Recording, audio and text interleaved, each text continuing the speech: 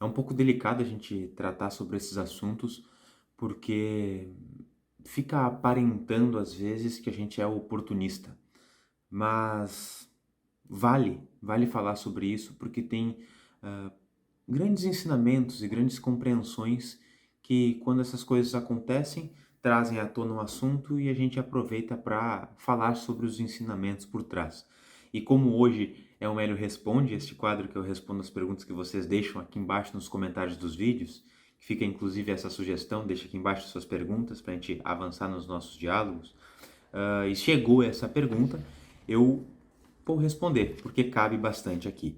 E a pergunta é a seguinte, né? Como que é o processo? Eu anotei aqui no papel, porque eu estou usando o celular para gravar, eu não peguei o nome da pessoa.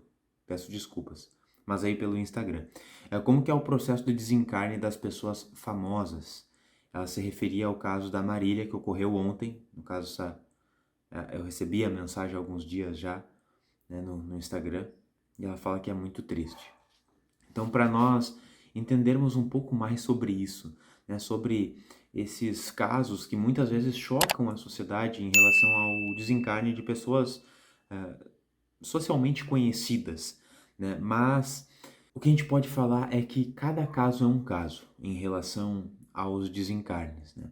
Seja uma pessoa famosa ou não, o que conta principalmente é como que nós estamos consciencialmente, internamente, em nível de equilíbrio emocional, principalmente no momento do desencarne, como que nós estamos internamente, e também na média da vibração da nossa consciência ao longo da nossa experiência, ao longo da nossa encarnação. Como que foi o nosso equilíbrio emocional enquanto estivemos encarnados. Isso tudo é que diz como que vai estar o padrão vibratório da nossa consciência, e é esta vibração que dá indícios de como é o nosso processo de desencarne.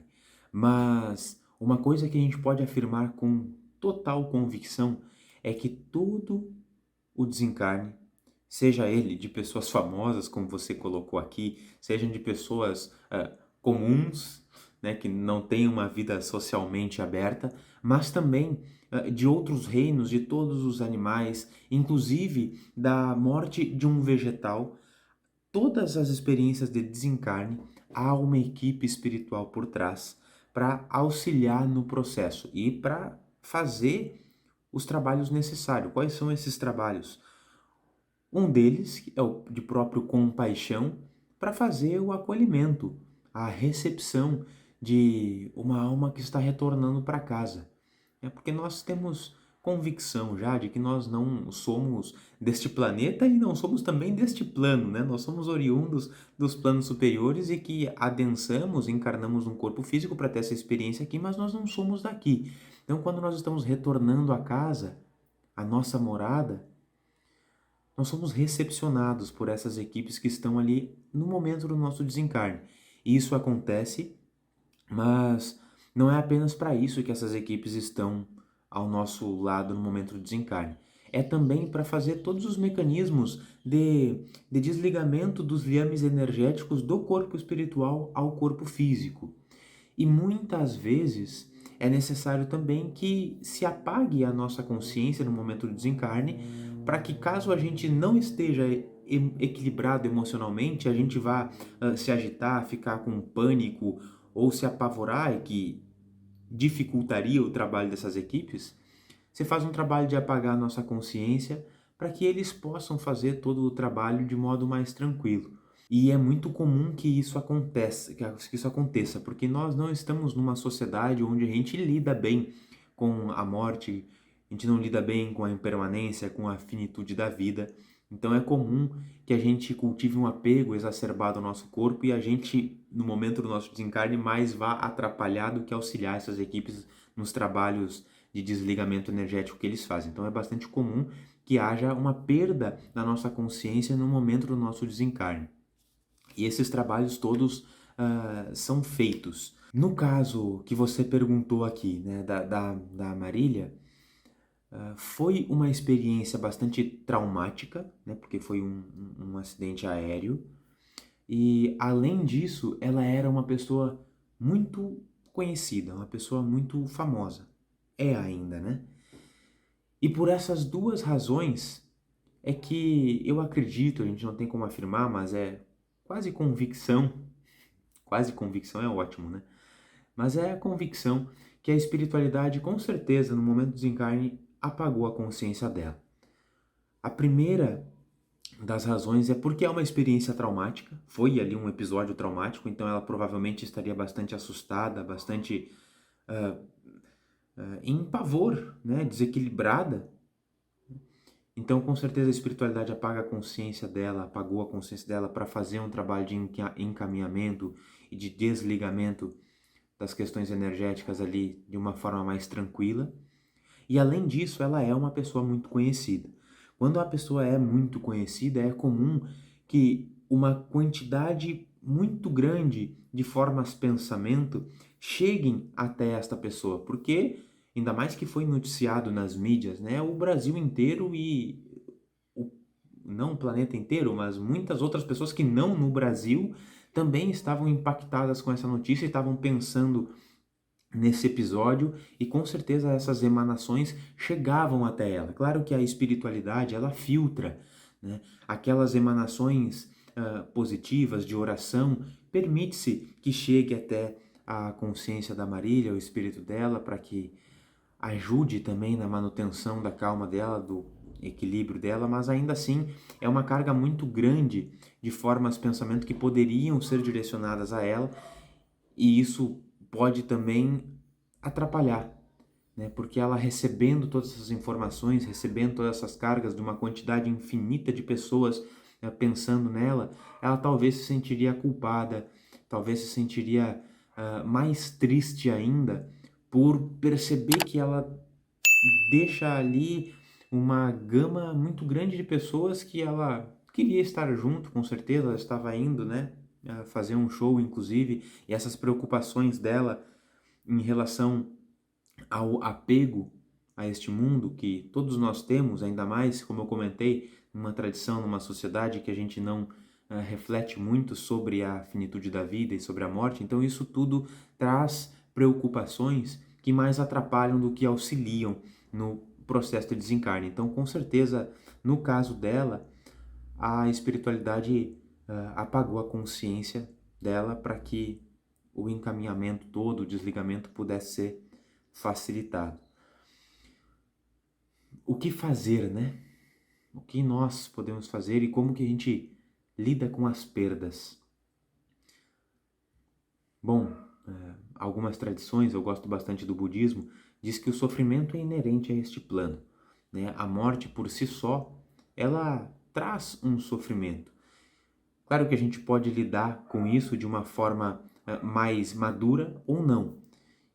Como a gente não reflete tanto sobre essas questões, é provável que a gente não lide bem com tudo isso. Mas o que nós podemos fazer e as minhas orientações, sugestões, que são sugestões de todos esses caminhos, de todo o caminho espiritual, na verdade, é que a gente seja humano e que a gente sinta também a dor desta perda.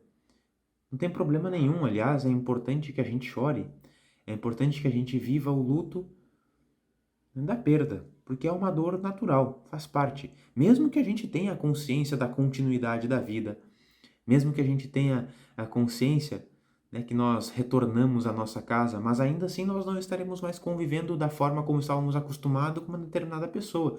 E isso traz uma espécie de tristeza.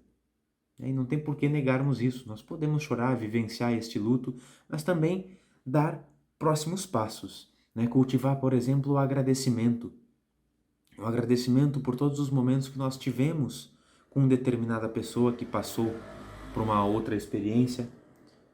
Agradecimento por todas as belas artes deixadas por uma determinada pessoa, no caso da Marília aqui, né? Deixou um legado bastante grande que tornou alegre e feliz e trouxe bons momentos a muitas pessoas.